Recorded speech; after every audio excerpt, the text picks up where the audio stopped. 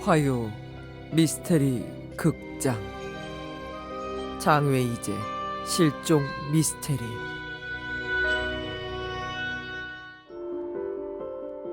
(2012년) 미국 오리건주 포틀랜드에서 인체의 신비전이라는 전시회가 열린다. 인체의 신비전은 사람의 근육과 뼈, 힘줄 등을 생생하게 묘사한 인체 표본들을 모아 전시하며 세계적으로 인기를 얻고 있는 전시회였다. 특히 이 전시회에 사용되고 있는 인체 표본들은 모두 중국에서 만들어졌다는 점 때문에 포틀랜드와 그 인근에 사는 중국 화교들 사이에서 더 큰 화제가 되었다. 그러던 어느 날, 그 소문 들었어? 인체의 신비전에 전시되어 있는 표본들 모형이 아니라 진짜 사람의 신체라던데? 에이, 그럴 리가. 너무 생생하게 잘 표현해서 그런 소문 난 거 아니야?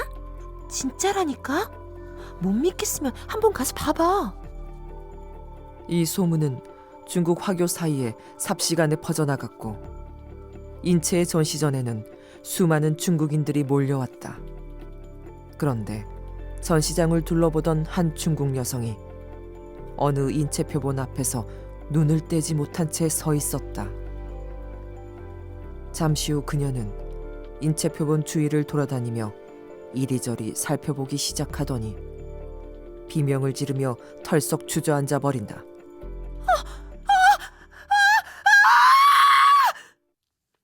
비명 소리를 들은 관람객들이 그녀의 주변으로 모여들기 시작했고 그녀에게 괜찮은지 물었다. 괜찮아요? 도대체 무슨 일이에요? 이 모형 내 친구 실종된 내 친구 장외이제예요.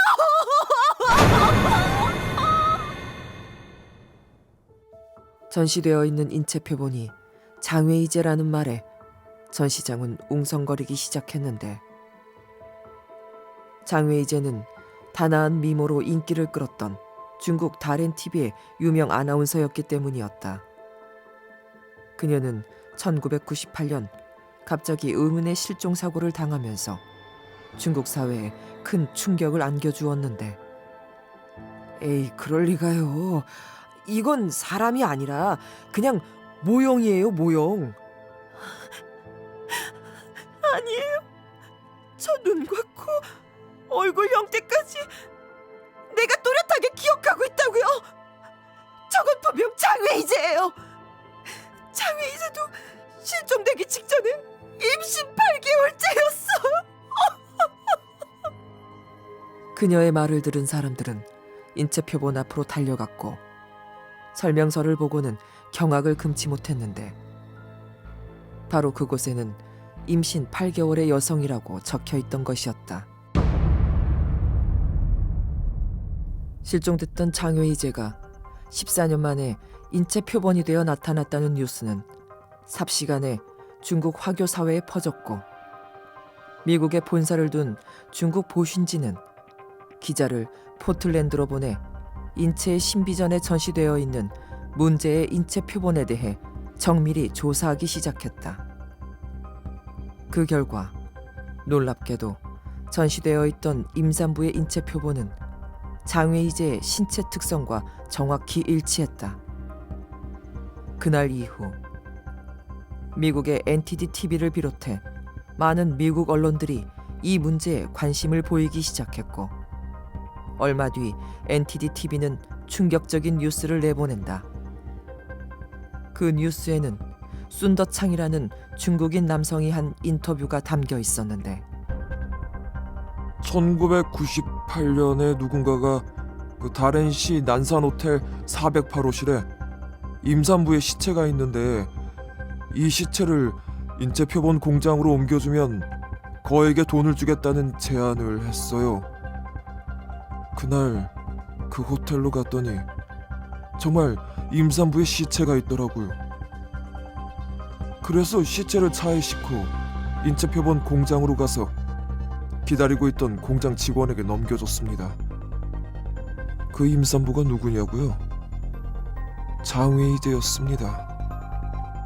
처음 시체를 보자마자 한눈에 알아봤죠. 다렌에 사는 사람치고 장외이제 얼굴을 모르는 사람은 없잖아요. 뉴스가 방송된 이후 중국과 미국 사회는 커다란 충격을 받는데 14년 전 실종된 장외이제가 정말 인체 표본이 되어 돌아온 것일까? 인체의 신비전을 둘러싼 미스테리의 진실은 과연 무엇일까?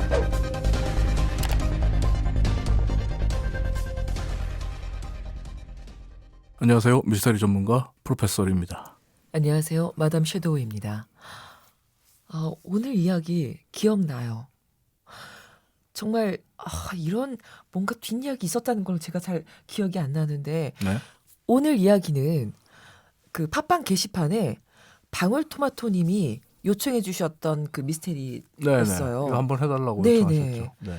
인체 신비전 우리나라에서도 이 전시회가 열렸던 거 제가 기억나거든요. 맞죠? 2011년 연말하고 2012년 초까지 연초까지 그 용산에 있는 전쟁기념관에서 전시회 했던 거 저도 기억나요. 이 이 전시회가 전시가 1995년부터 시작했어요. 95년부터 시작한 거예요. 그리고 지금까지 전 네. 세계 60개국 이상을 돌면서 정말 막대한 수익을 올렸고 막대한 인기, 흥행몰이를 했던 인기 전시회였죠. 네. 그럼 이 전시의 특징이 또 사람의 탄생부터 성장, 노화, 죽음에 이르기까지 네. 정말 다양한 인체 표본들이 있었거든요. 그러니까 사람의 인체 내부 구조를 정말 한눈에 다 들여다볼 수 있는 전시회였어요. 이런 전시회가 없었죠. 저는 광고만 봤고 네. 막상 가서 보지는 못했어요. 박사님 보셨나요? 저도 광고만 봤어요. 사실 좀 그때 한번 가볼까 생각도 했었는데 네. 좀 뭐랄까요, 광고에 이렇게 네. 인체 전시회 사진 보시면 아시겠지만 저는 그 사진들 보고 이거 조금 좀 징그럽다라는 생각이 들어서 가지는 않았고 2002년에도 한번 열렸던 걸로 알고 있어요. 그래서 네. 2011년에 열릴 때 10년 만에 다시 찾아온 인체 전시회 뭐 이런 광고 카피가 있었던 게 기억이 나고요. 네. 근데 지금 같은 경우는 이게 예전의 인기를 구사하지는 못해요. 구가하고 있지 못한데 이게 왜냐하면 윤리적인 이유 때문에 지금은 안 하고 있는 인체 신비전 금지하는 나라들이 많아요. 이거 못하게 하는 나라들 되게 많아요. 하고 있는 것도 있는 건가요? 하고 있는 곳도 있다고 들었는데 근데 네. 많은 국가들 예전에는 이제 뭐 미국, 일본, 뭐 유럽, 우리나라 등등 네. 이제 좀 뭐랄까요, 잘 사는 국가들 위주로 많이 네. 돌았다면 지금 그런 국가들은 대부분 다 윤리적인 문제가 있다고 해서 금지하고 있고 또 흥행도 안 돼요. 흥행도 안 되고 있고 그래서 그쵸. 이제 주로 이제 잘 알려지지 않은 나라들 그런 쪽으로 아, 가서 하고 있죠. 근데 지금 제가 내레이션에서 있었던 이 사건이 실제 사건이기 때문에 윤리적인 문제가 거론이 된 거잖아요. 이 중국에서 유명했던 아나운서가 어떻게 이 인체 신비전에 나타날 수 있는 건지 갑자기 이렇게 실종이 돼서 이렇게 나타났다는 게 정말 너무 무섭고 잘 이해가 안 되거든요. 이게 어떻게 된 거예요? 근데 이제 장의재 같은 경우는 그 보시라이의 측근 최측근으로 알려졌던 왕리진 충칭시 공안국장이 갖고 있던 그 보시라이 X 파일을 공개하면서 사실 몰락한 정치인이거든요. 네. 이 보시라이 같은 경우는 한때는 시진핑과 더불어서 차세대 중국 지도자로 떠올랐던 인물이에요. 그때 이제 이 보시라이가 다른 시장에 있을 때, 네. 다른 시장으로 있을 때 다른 TV에 근무했던 장외이제와 내연 관계를 맺었다. 이거 이제 왕리진의 폭로에 의해서 나온 거예요. 왕리진의 폭로에 의해서 나왔고 그 당시에 보시라이 아이를 임신하고 있었다라는 게 있었어요. 근데 이제 보시라이 아내인 구카일 아이가 있는데 이 구카일 아이 같은 경우는 2012년에 자신과 내연 관계에 있었던 영국인 닐 헤이우드를 독살한 전력으로 사형 선고를 받았거든요. 근데 구카일 아이 같은 경우에 네. 이 닐 헤이우드를 죽인 전력이 있다는 것을 감안해 보면 네. 충분히 자신의 남편과 내연 관계 불륜을 저지르고 네. 자신의 남편의 아이까지 임신한 장애이제를 그냥 뒀을 리가 없다. 장애이제를 독살하고 인체 표본 공장으로 옮겼을 가능성이 있다. 근데 이제 또 여기서 왜 그러면 인체 표본 공장이 나오냐? 네. 봐야 되는데 이 인체 표본 공장이 있는 곳이 다른 시였어요. 아. 버지라이와 구카이라이 같은 경우에 네. 다른 시장으로 남편이 있을 때 인체 표본 공장의 설립자이자 대표였던 독일인 해부학자 군터 폰 하겐스와 굉장히 친밀한 관계를 갖고 있었어요. 오죽했으면 아. 버지라이 부부가 네. 그 하겐스에게 다른 시 명예 시민증도 줄 정도로 굉장히 친밀한 관계를 맺고 있었고 다른 시와 이 인체 표본 공장의 관계 그리고 구카이라이의 살인 정황 네. 그리고 버시라이와 장혜재의 관계 네. 여기에 결정적으로 앞에 나레이션에서 들으셨던 증언 아. 이게 더해지면서 장혜재 실종 사건의 퍼즐이 맞춰지는 그런 모습이 나왔죠. 그러면 구카이라이가 장웨이제를 독살을 하고 그리고 그 시체 처리를 위해서 인체 표본 공장으로 보냈다. 네, 보내라. 그리고 하겐스 박사는 자신과 친분이 있는 구카이라이의 부탁으로 장혜재의 시신을 인체 표본으로 만들어줬다. 정말 너무 끔찍한 얘기네요, 정말. 네. 다른 시에서 이 인체 표본 공장이 있었다고 하는데 혹시 장웨이제 말고도 이 다른 모형들도 다 시체였던 건 아닌 건가요? 이 2012년에 네. 장애이제가 인체 표본으로 나타났다라는 뉴스들이 이제 중국과 미국에 도배되기 시작했을 때 퍼져나갔을 때 네. 이 당연히 이제 인체 신비전 기획하고 전시했던 회사에 문의가 쏟아지겠죠. 네. 기자들의 질문이 쏟아졌는데 네. 언론의 질문이 쏟아지니까 이 프리미어사가 공식 답변을 웹사이트에 올립니다. 근데 그 답변 내용을 보면 중국 공안으로부터 시체를 공급받는 걸로 알고 있다. 하지만 프리미어사는 네. 이 시체들이 중국 감옥에서 몰래 처형된 시체나 혹은 몰래 타살된 사람들의 시체인지 여부는 알 수 없다. 그러니까 이 말은 뭐냐면 프리미어사가 공식적으로 인정해 준 거예요. 그러네요. 다른에 있는 인체 표본 공장은 실제 사람의 시체를 가지고 인체 표본을 만들고 있다. 그리고 실제로 장애이제로 추정되는 이 임산부의 이제 표본 설명서에 기재된 내용을 보면 출처가 공안국 2001년 이렇게 명시돼 있어요. 어떻게 이거를 중국 공안이 직접 관리를 다 이 보안을 유지를 해가면서 이거를 직접 했다는 것 자체가 굉장히 끔찍하네요. 그리고 이제 앞에 나레이션에서 나왔던 순도창 인터뷰를 땄던 그 미국의 이제 NTD TV 같은 경우에 2014년 11월에 또 하나의 보도를 내놓는데 중국의 인체 가공 공장에서 일한 경험이 있는 직원과 인터뷰를 딴 거예요. 네. 근데 그 직원 인터뷰를 보면 공장에는 사람의 시체로 가득한 컨테이너 트럭 4개에서 5개 분량의 시체가 있다. 컨테이너가 지금 제가 생각한 규모의 그 사이즈가 맞는 거죠? 네. 그러니까 이 컨테이너를 가득 채운 시체들은 모두 비닐봉지에 쌓여 있고, 그러니까 굉장히 이 공장을 출입할 때 엄격한 보안 검사를 받아야 되는데 그 네. 보안 검사를 받아야 되는 이유는 네. 공장 내에 사람의 시신 더미가 싼더미처럼 쌓여 있기 때문이다. 그리고 실제로 공장 내부에는 커다란 대형 수조가 하나 있는데 이 수조는 포르말린이 들어있다. 그러니까 시체를 포르말린에 절이는 세상에. 대형 수조가 있는 거죠. 그걸 우리는 모형인 줄 알고 가서 봤던 네. 거 아니에요? 그렇죠. 근데 그 직원의 증언에 의하면 네. 시체의 지방과 수분을 다 빼고 항약품을 채우면 사람의 피부가 시체의 피부가 플라스틱처럼 딱딱하게 느껴져서 모형처럼 보인대요. 그러니까 일일이 모형을 만든 게 아니에요. 그냥 살아있는이 아니죠. 그러니까 죽은 사람의 시신을 가지고 네. 그렇게 만든 거예요. 그리고 그 중에는 임산부들도 당연히 많았다라고 증언을 하죠. 2014년 보도를 보면 2012년에 버시라이가 네. 몰락했을 때, 버시라이 부부가 몰락했을 때 이미 폐쇄됐다. 그 직후에 폐쇄됐다.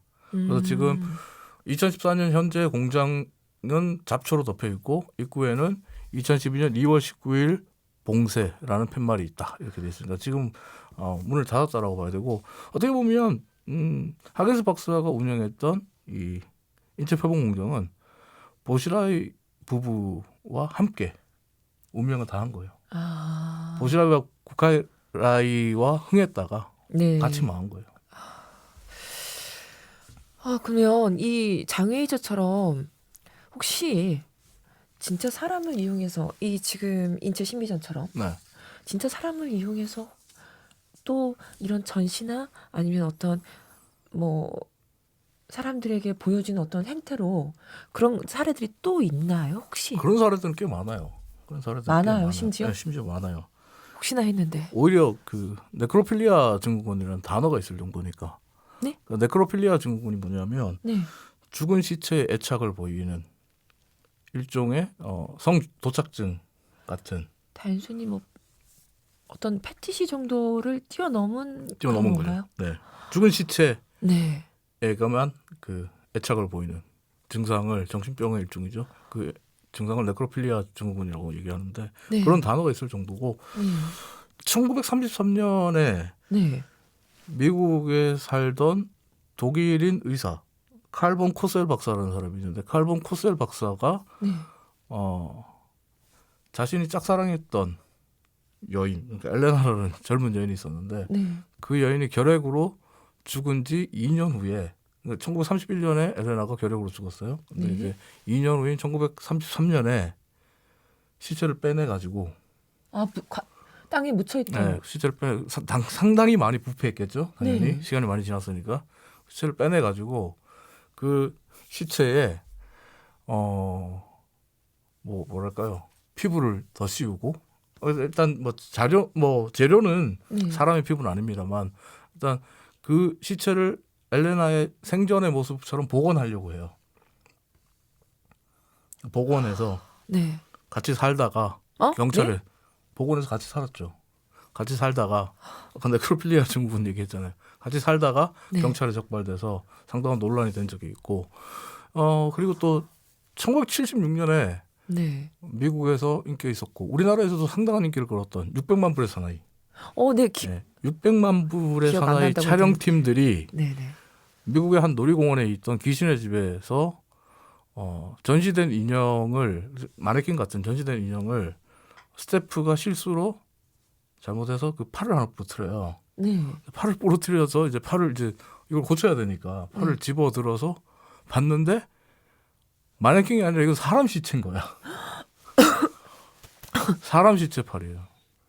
사람의 팔이어서 깜짝 놀랐는데. 촬영장에 있는 마네킹인데요.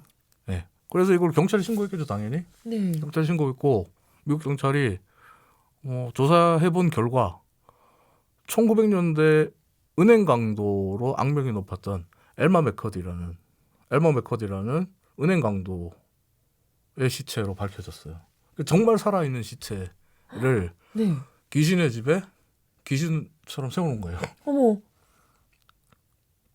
근데 1900년대 죽은 네. 이 엘머 같은 경우에 은행 강도를 하다가 네. 경찰총에 맞아서 죽었는데 이 1900년대 죽은 그 시체가 어떻게 1976년까지 부패되지 않고 그 귀신의 집에 전시될 수 있는가?